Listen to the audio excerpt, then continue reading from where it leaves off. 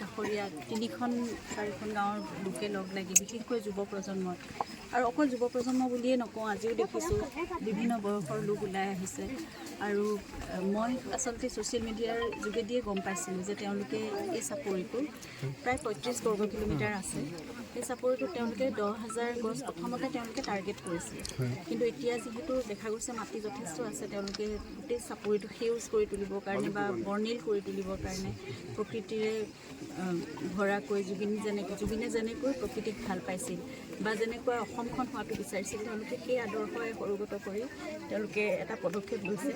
আৰু তাৰ মাজতে জুবিন জীয়াই থাকিব। আৰু সেইকাৰণে মই মানে যিমানেই অভিভূত হ'লোঁ নিজৰ ফালৰ পৰা যে অসমত চুকে কোণে জুবিন এনেদৰে অমৰ হৈ থাকক, জুবিন প্ৰবাহমান হৈ থাকক, সকলোৰে মাজত প্ৰাণৰ পৰা প্ৰাণলৈ প্ৰতিটো প্ৰজন্মৰ পৰা প্ৰজন্মলৈ গৈ থাকক। এইটো এনেকুৱা কথা নহয় যে এই চাপৰিখন যেতিয়া সেউজ হ'ব, এই চাপৰিখন যেতিয়া বৰ্ণময় হ'ব, যেতিয়া ফুল ফুলি উঠিব, বিভিন্ন প্ৰজাতিৰ চৰাই আহিব। আগতে ইয়ালৈ বহুত সপোন আহিছিল, কিন্তু মাজতে এতিয়া প্ৰকৃতিৰ এনেকুৱা বহুত খেলি মেলিৰ কাৰণত চৰাইবোৰ নোহোৱা হৈ গৈছে। কিন্তু যেতিয়া গছবোৰ এটা মিলি ৰূপ ল'বগৈ, সেই সময়ত কিমান চৰাই চিৰিকটি আহিব, জীৱ জন্তুৰ বসতি স্থান হ'ব। গতিকে তেনেকুৱা এখন ঠাইত জুবিনে নিজে শান্তি বিচাৰি পাব আৰু তাৰ মাজতে জুবিন সদায় জীয়াই থাকিব।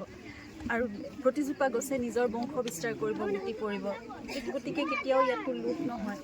প্ৰকৃতিৰ মাজত জুবিন খুব শান্তিৰে থাকক সদায়, সেইটোৱে আশা কৰিছোঁ। আৰু এনেকুৱা এটা পদক্ষেপ তেওঁলোকে গ্ৰহণ কৰাৰ বাবে মই নিজেই ৰূপক দাইঙৰ নেতৃত্বত বা ৰণোজ তাহুহঁতৰ দৰে বহু যুৱক, সকলোৰে নাম মই ল'ব পৰা নাই, মই দুখিত, কিন্তু বহুত লোক ইয়াত জড়িত হৈ আছে আৰু তেওঁলোকে দেহে কেহে খাটি দিনে ৰাতিয়ে কৰি আছে।